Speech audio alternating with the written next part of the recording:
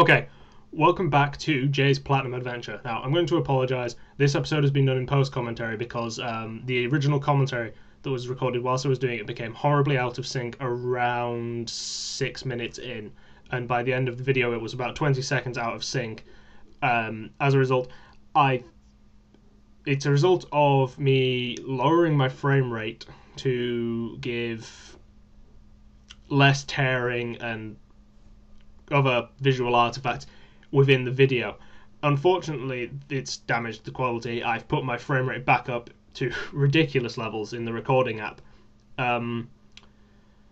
Because of this is being done in post-com, obviously.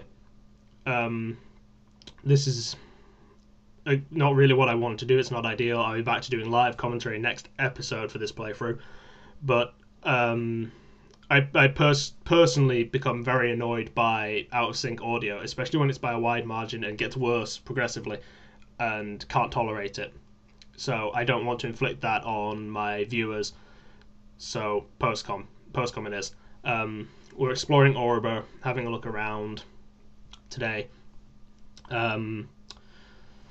So upon Route 207, there are a few interesting things to investigate and to have a look at. A few interesting Pokemon, some items. There's a Pokeball just here, and a hidden one here. I just know this because it's a suspicious patch of grass.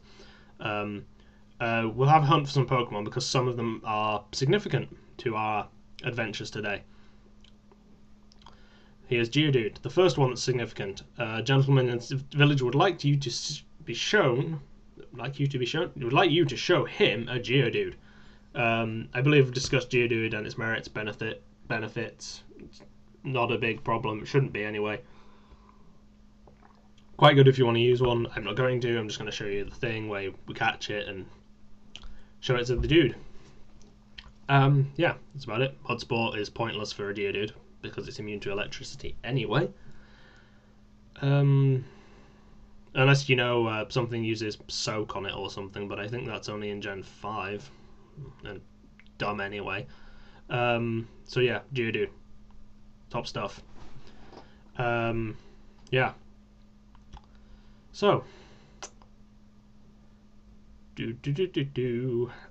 Also, because of this, I have to basically mute the video, because the audio and video is one thing, and I don't have a particularly sophisticated editing app. So there's no game audio for this episode. I'm really sorry. Next episode, back to normal, promise. The next Pokemon we find here is not Rapidash, Ponyta. Ponyta, good fire type, good choice. If you want to use it, go ahead. Not my cup of tea. In the original Diamond and Pearl, it was the only fire type apart from the starter. So, but now it is not. I'm not catching one. I don't need it. The other thing here is more Geodude. Geodude sucks. It doesn't suck. Geodude is pretty kick-ass, but I don't want one. I already caught one for my purposes, my nefarious purposes. So we don't really need this Geodude. So I don't know. Do I kill it or do I run? Run away. Good choice. Okay, let's see. More Geodude. There's lots of Geodude here. I'm looking for a specific Pokemon. I believe I'm hunting for Machop.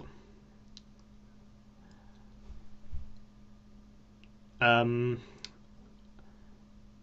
with editing or pausing the recording wizardry, Machop. Ta-da! A girl in the village actually will trade you a Machop for an Abra. Abra's really good. If you're struggling to catch one on your own, by all means catch a Machop and trade for it. It will save you hassle. If you have a Chimchar with Taunt, you shouldn't have problems catching one though. Machop, good fighting type. Good choice for the upcoming gym. Ooh, it does have low kick. Good choice for the upcoming gym. Advantageous type against rock. They will resist it a bit because it's physical, but super effective. Stab cancels it out a bit. Especially low kick will decimate things like Onyx because of their massive bulk.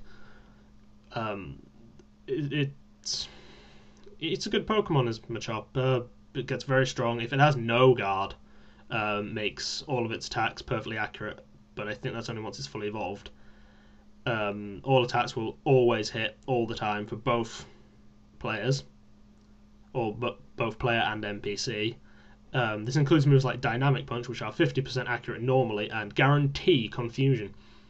So, and incredibly powerful as well as Dynamic Punch. So, no guard Machamp is a deadly, deadly thing. Pretty bulky too, if I recall correctly. I think it has especially high special defense, but I don't have Bulbapedia open or anything, so go look it up and feel free to correct me in the comments if I'm wrong. Just don't be an arse about it. Ponyta, don't care. It's a Ponyta. Intimidate. So kick-ass.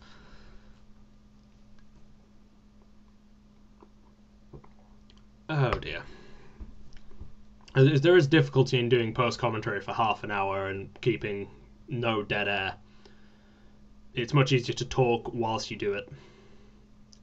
Let's investigate this house, even though there's no one in here interesting. They both talk about the gym leader. You talk to TV, see if you're on. I'm not. Yeah, I'm not on TV. It's saddening. That's all for today. Bye bye. Yeah. And over here we have another house. Trade Pokemon. Hope it's traded as well. It's not her. It's a him. Him here. Yep. Her. She will trade you an Abra. Here's some clumsy switching between screens to try and show off the trading thing, which didn't work out very well. Then, yeah. She'll trade you for an Abra. Must apologise for all the coughing today. I'm a bit phlegmy and my throat's unpleasant and ugh. I'm sorry if it sounds particularly gross when I cough or something. Trading the Pokemon.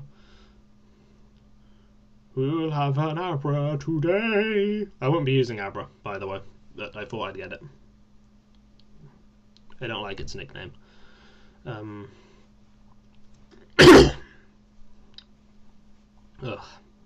Dreadfully sorry. Yeah, Abra. As you can see, it's an Abra, Psychic type. High speed, high special attack, okay special defense. Synchronize, very useful. When you're burned, poisoned, paralyzed, forces it on the foe as well. Possibly more useful on more bulky things though, I feel. Or it combos well with items that heal specific status ailments when you predict them. I'm not sure how it affects toxic poisoning. Whether it gives back normal poisoning or actually reflects toxic, I'm not sure. But either way, pretty kick-ass. Someone else up here did something. This guy, he was good from the second floor, but it's hard to go outside. Lose some weight then. Show him a Geodude. That's a Geodude. Wow, that's cool. It's so cute. That does it. I'll go out and catch Pokemon too. This is my friend. Blah blah. Gives you a Heal Ball. Heal Balls are okay-ish. The same catch rate as a normal Pokeball. Heal the Pokemon once you catch it. Only useful if you want to immediately add it into your team and have a spare space. Even then, meh. You may as well just catch it normally and use a potion and not waste inventory space and time on Heal Balls. What was in here? There is something in here. Lots of flavor text. I have no problem with flavor text, but there's an awful lot of it in Pokemon. Especially early on. But you gotta sit through the rough to get items. Dusk Balls. Dusk Balls are amazing in the dark, or in caves, or at night. 3 times catch rate. Putting them above Ultra Balls. A time ball will take, just to put this into perspective, a time ball will take 15 turns to become as effective as a Dusk Ball in the dark. So I recommend hoarding Dusk Balls for catching legendaries. We just healed there, which was... I should point out, I'm not editing the video. I'm just pausing, unpausing in the recorder. All this was not done. Nothing is done in post editing apart from this commentary track, because of reasons I've explained. Yeah, yellow shard here. Yellow shards and all shards, I believe, are for move tutors. Move tutors are very useful things in Platinum for teaching Pokemon things like Ice Punch and Fire Punch, and generally diversifying your moveset. They're very helpful. Especially if you're using something like, if you're using Machop, I would recommend Elemental Punches for it, just because it will diversify it so much, or Meditite, or any fighting type can have it. I think Infernape can learn Thunder Punch, which can help cover weaknesses to flying types and water types, though you should really have something to counter that anyway. We're heading into mine to find Roark. 2 NPCs, flavor text, free Pokeball. You can also find Geodude in this mine along with Zubat, and the Elusive Onyx can be found here in the wild. And Onyx is pretty good. We'll talk about it when we see one. I don't think we see a wild one, but I'll talk about it when I see one anyway. And when I see a trainer's Onyx. You know.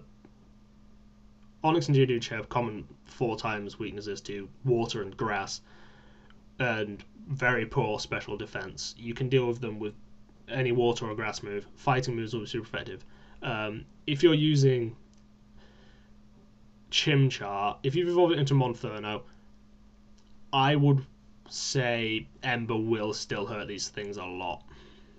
Possibly more than Mach Punch, depending on your individual Monferno and its IVs and its nature.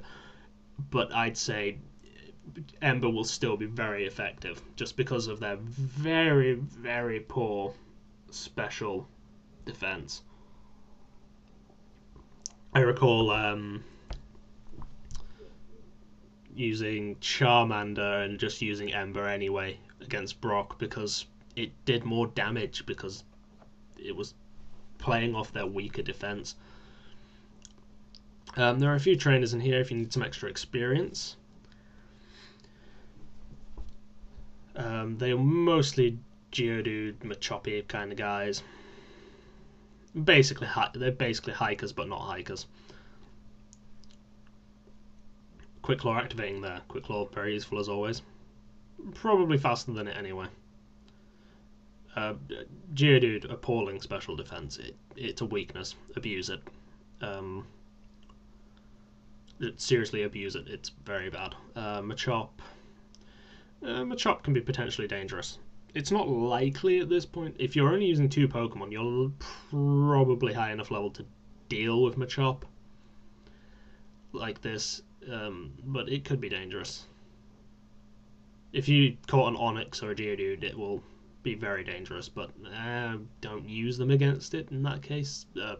I could have used Staravia Hutch here, but I didn't feel like it. I felt like giving Kingpin here a bit of extra experience, which potentially has bitten me in the ass for later in this segment of the series.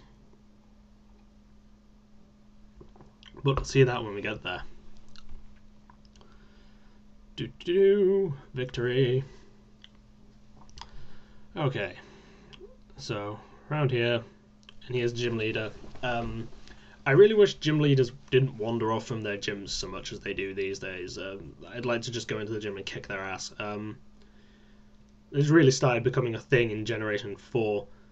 Even though Gold and Silver was quite bad for forbidding you from going to gyms before you did something, but even then, Heart Gold, Soul Silver was worse, if I recall. It completely barred, they barred you from nearly every gym in that game before you completed something, which was kind of annoying. Zubat, deal with it as you would a Zubat. They're weak to Ice, Rock, Electric, Psychic. You could have Spark, by now on Shinx. You could have a Kadabra, something. You should have something that could super effective it, and if you don't, it's not a big deal. It's a Zubat. They're quite fragile things. Ugh, Supersonic. Ugh, fuck it. Run away. I don't need the experience from a Zubat that badly. To put up with tedious things like Supersonic. Yeah. Here's another guy. I snuck my Pokemon to work. Why do you have to do that? Surely your Pokemon can help you work. Especially since it's a Geodude. Surely Geodude's down with the whole digging rocks thing. It's a Geodude. It is a rock. Geodude, deal with it as you would every other Geodude in the game. Water, grass, something special based. Crush it. Also, ice would work. Ice, fighting.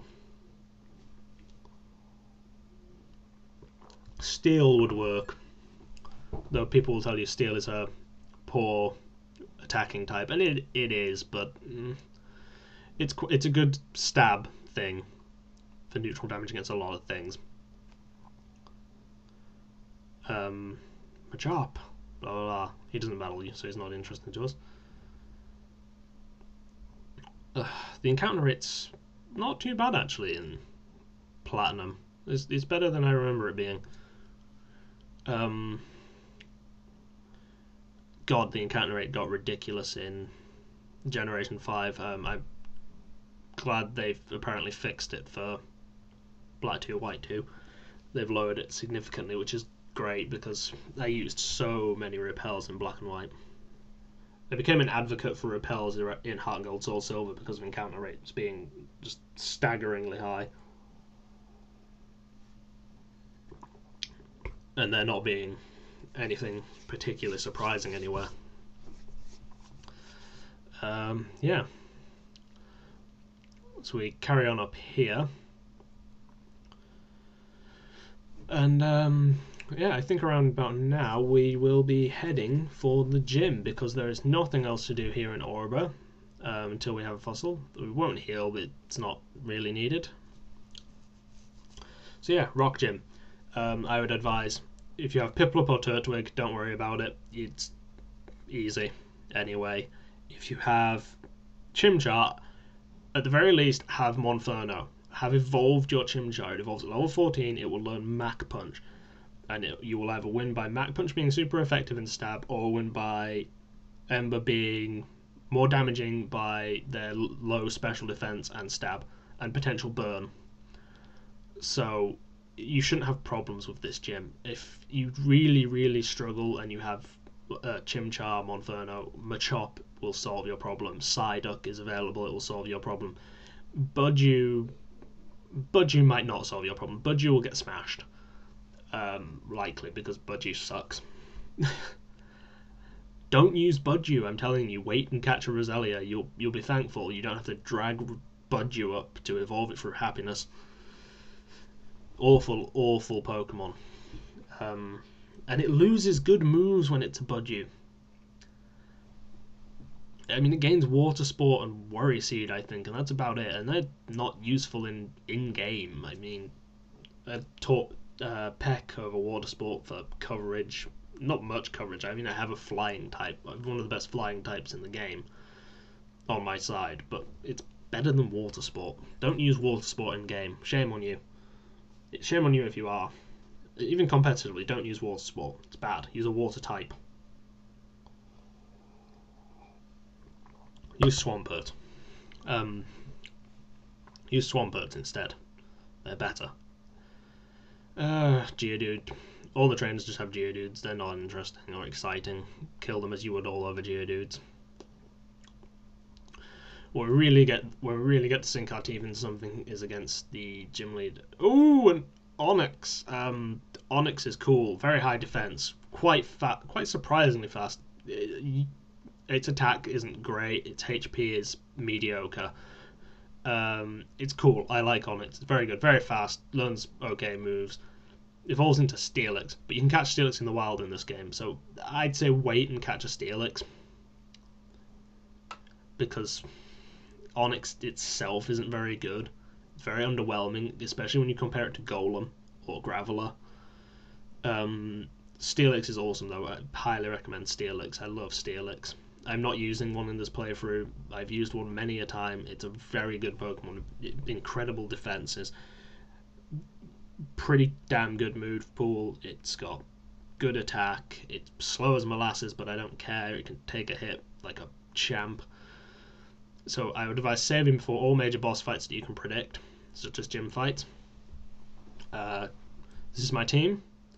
At this point, we have Piplup with the Quick Claw, Pound, Growl, Bubble, Peck, and Hutch with Oreburgh, Quick Attack, Growl, Wing Attack, Double Team, and HM Slave, Geodude, and an Abra. None of which are on my team, and I just can't bother to get rid of them. They'll be gone the next episode, apart from the HM Slave, which will be HM Slaving it up. Okay, so versus Roark. Let's do this thing! Yeah! Flashy pose! I'm a miner. Okay, Geodude. Higher level than you used to. Deal with it as you would any other Geodude. Quick Claw. Unnecessary, but nice. This shouldn't be hard. Minor threats. Stealth Rock could be a problem.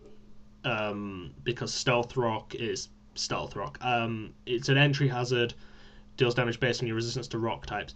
I won't bother explaining it in great detail because anyone who cares about Stealth Rock will already know about Stealth Rock because it's a competitive battling thing. You see Stealth Rock. It's not useful in-game. It could be useful in-game if you want to challenge yourself and use things like Shuckles in-game or Bastion, but it's mostly a competitive thing. In-game there are better options. Cranidos. Now Hero is put into a pickle because Kingpin evolves at level 16 and learns Metal Claw when it evolves, and I wanted Metal Claw in my moveset for a Steel type attack until it evolves into Empoleon and I can get better TMs. So I was like, but I don't want to miss Metal Claw.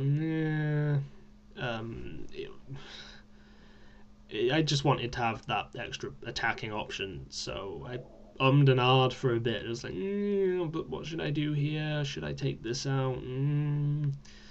So in the end, I decided to make the fight actually more exciting because, frankly, Kingpin probably could have killed Cranidos in one hit. Cranidos is not a defensive powerhouse, so I decided to use Hutch. See, Stealth Rock. Fucking annoying.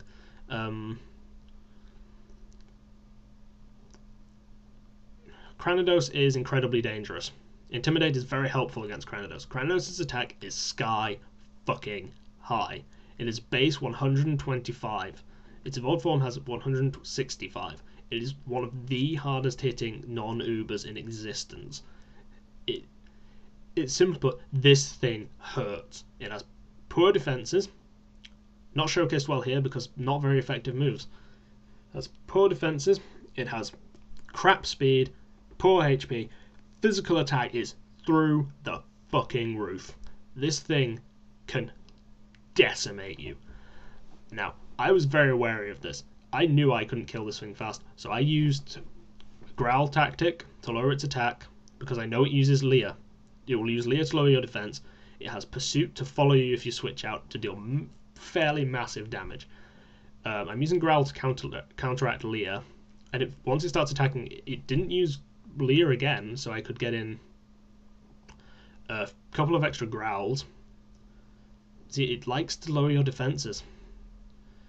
I lost count. I know I nearly matched it. I set up a double team, and it proved very beneficial. Oof, not quite there though. Oof, Oreburgh. That Oreburgh may have saved me. I think a critical hit would have just ended me in this match. It was so walking the razor wire, and a potion wouldn't have healed enough there, and Hutch was very, very brave, and this is where my luck hits. It misses from one double team. Double team is a legitimate tactic. Screw you. Screw you and your competitive battling nonsense. It's perfectly legitimate to raise your evasion. There are lots of moves that counter it. I used an X attack so I could hit just a bit harder. Maybe just edge in that extra bit of damage against that Cranidos that I'd need to take it from orange to dead. One more growl to prevent sudden death by critical hit.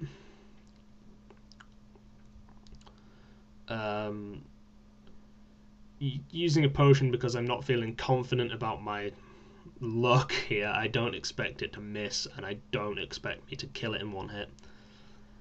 I get very lucky and it misses again, which gives me a free turn.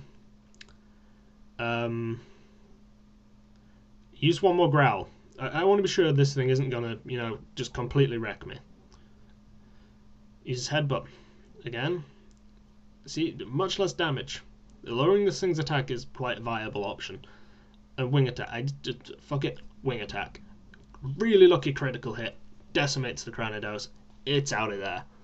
And I win. And this was quite tense, and it was quite an interesting match. I was expecting to cakewalk it, and I had to adapt because of the situation, which is why Pokemon is great. It's unpredictable, and unpredictability is amazing. Here's a wonderful thing. Piplup evolves. So cute! Oh, it becomes so much less cute as it evolves. It wasn't a Prinplup. Prinplup is by no means the powerhouse. Empoleon is going to be the prize here, but it's still quite cute. It won't be cute when it's an Empoleon. It'll be terrifying, but it's cute. Prinplup learns Metal Claw, which is Steel, 50 base power, 95 actually can raise your attack. Useful for coverage on Rock, Ice. I mean, I have Rock covered with Bubble, but covers Ice. I'm not sure what else Steel covers. It's not a great offensive type. But anyway, useful move, better than Pound for now. Also better than Peck, but Peck has some type coverage advantages like Bugs. May as well have it for now. So yeah, Prinplup. Prinplup's pretty good. Good special, reasonable defenses. Reasonable physical attack as well, just a bit slow. We get the Coal Badge, which lets us use Rock Smash outside of battle. Woo. You also get TM76 for Stealth Rock. We've been over Stealth Rock and its benefits and risks. I don't use it in game. It's not good. There are better ways to do in game. Competitively, it's an amazing move and all that good stuff. But for in game, not so hot. So yeah, sorry about this being post-com. In the future, we'll return to live commentary. I don't know when the next episode will be. Possibly next week. Depends if I get opportunity over the weekend. Sorry about this episode being a bit of a mix-up. It was a difficult episode, and I made some mistakes. I apologise. Business as usual once we return. And I didn't realise until I'd saved. You see, so I couldn't really do anything about it. As you can see, Prinplup, reasonable stats, especially for this stage of the game. Shame it doesn't get Bubble Beam just yet, but soon it gets Bubble Beam, and Bubble Beam really helps it out. Much earlier than it got Bubble Beam in Diamond and Pearl as well. It really helps it become worth using for a while. Yeah. Starly, dead proud of Starly. Staravia, Hutch, kicking ass against that Cranidos. Yeah. So, anyway, that about wraps it up for this episode of Jay's Platinum Adventure, and I will see you next time for episode 5 of Jay's Platinum Adventure.